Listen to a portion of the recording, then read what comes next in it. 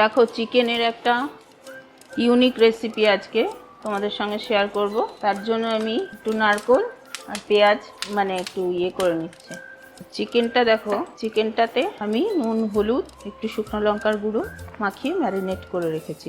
Leg piece হলেই ভালো হয়, আমার কাছে লেগ পিস আর ড্রামস্টিক টাইপ হলে কনসেপ্টটা হলে ভালো হয়, বাট আমার কাছে দুটোই ছিল, ওটা মিক্স করে দিয়েছি।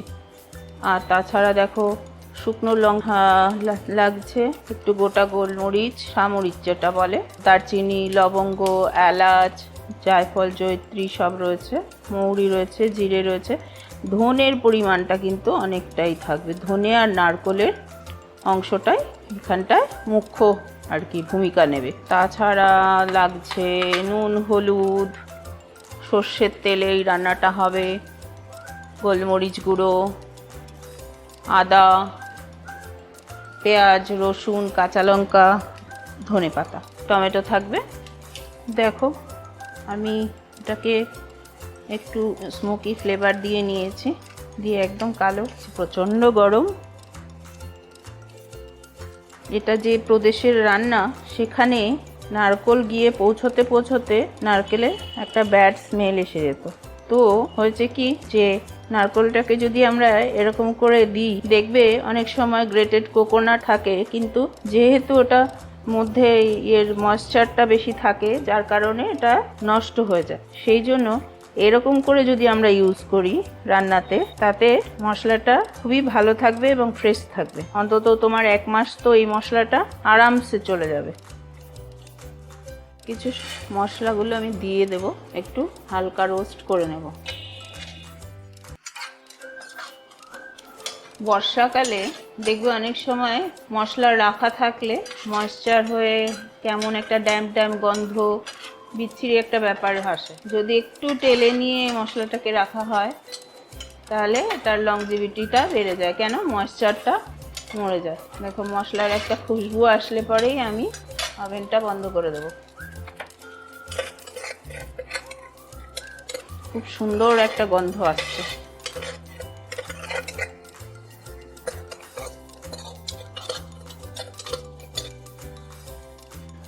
এই নারকেলের এগুলো আমি দিয়েছি না, সেগুলো হচ্ছে আমি একটু গ্রাইন্ড করে নেব। একটু গ্রাইন্ড করে নিয়ে ভাজা মশলাগুলো দেব। দেখো মশলাগুলো এবার আমি দিয়ে দিয়েছি এর মধ্যে। পেঁয়াজটা আমি করে নিয়েছি, ছিলে নিচ্ছি, জাস্ট এরকম করে দেখো ছিলে নিলেই হয়ে যাবে। একটা স্মোকি ফ্লেভার আসছে, এটাই হচ্ছে ইউএসপি। আহা হা,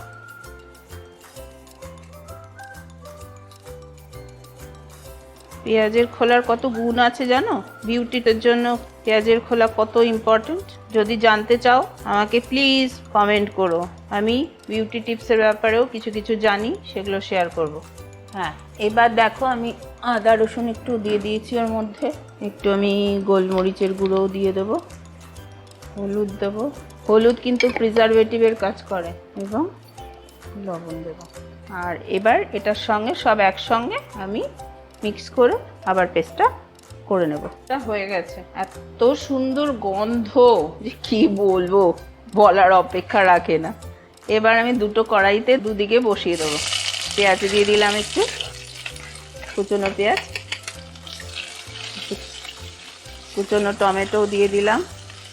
যদিও এই প্রদেশের রান্নাতে টমেটো ইউজ খুব একটা হয় না, কিন্তু আমি একটু দিলাম, কারণ টেস্টটা নাকি খুব ভালো হয় টমেটোতে, সেই জন্য।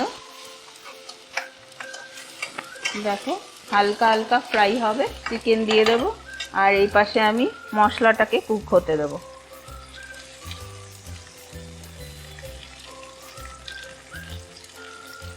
মশলা আমার খানিকটা থেকে যাবে।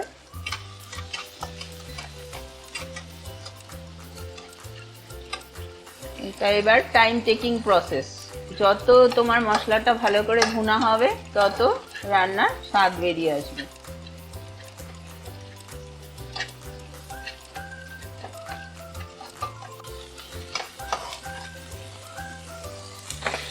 আমি চিকেনটা দিয়ে দিলাম, একদিকে চিকেনটা হতে থাকবে। ধরো 70% রান্না আলাদা আলাদা হবে, আর 30% রান্না একসঙ্গে হবে, গাঁটছড়া বেঁধে হবে, বুঝেছো? তবেই মেলবন্ধন হবে। এটা একটা মহারাষ্ট্রের প্রত্যন্ত গ্রামের রান্না, খানদেশি চিকেন। খানদেশে টমেটোও পাওয়া যেত না, নারকোল পৌঁছানো তো দূরের ব্যাপার। নারকোল যখন গিয়ে পৌঁছতো তখন হচ্ছে মানে একটা রোটেন স্মেল আসতো, পচে যাওয়া মতো। তখন ওরা কি করতো, ওইটা নিয়েই কিন্তু রান্নাটা করতো এবং সর্ষের তেল দিয়েই করতো। দেখো এটা হচ্ছে। এবার মশলাটাও মাঝে মাঝে আমাকে একটু কুক করতে হবে। এটা কিন্তু আমি যদি বলি কম তেলের রান্না হবে, তাহলে কিন্তু হবে না, নট পসিবল। খুব কম তেলে এটা রান্না হয় না। মশলাটা যত ভুনা হবে, আমি বারবার বলছি, তত এটার টেস্ট বাড়বে, টেস্ট কালার একদম ভরপুর হয়ে আসবে। এবার শুধু ধৈর্য ধরে কষানোর ব্যাপার।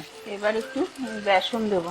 বেসন আগে দিইনি, কারণটা হচ্ছে বেসন আগে দিলে পুড়ে যেত। তো জাস্ট স্লাইট একটু বেসন দিয়ে আবার এটা আমি ভাজবো। হয়ে এসছে, দেখছো কালারটা, জাস্ট কালারটা দেখো। জানি না ক্যামেরা কতটা জাস্টিফাই করছে। গন্ধটা তো তোমরা পাচ্ছ না, গন্ধটা আমি যা পাচ্ছি, আহা হা, কি বলবো।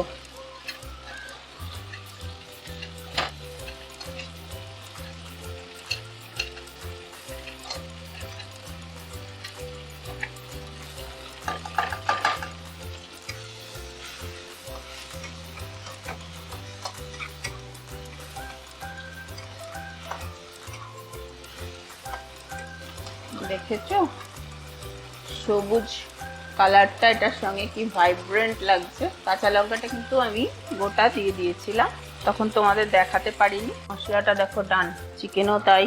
এবার বললাম না, গাঁটছড়া বেঁধে ওরা একসঙ্গে মেলবন্ধন হবে।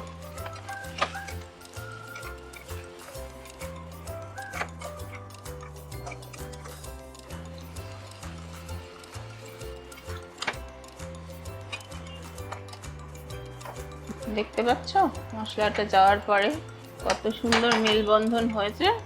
এবার একটু আমি জল দেব।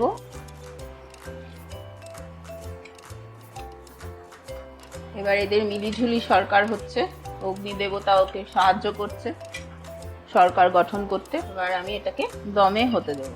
তোমরা একটা জিনিস লক্ষ্য করেছো, আমার কড়াইটা কিন্তু চেঞ্জ হয়েছে, প্যানটা কিন্তু চেঞ্জ হয়েছে। ইনি নতুন রেড আর ইনি ইয়েলো। দারুণ স্মেল বেরিয়েছে, অদ্ভুত, মানে এরকম স্মেল। আর এটা দেখে তো দারুণ দেখতেও লাগছে, এখন খেলে ব্যাপারটা বোঝা যাবে যে কীরকম হয়েছে না হয়েছে।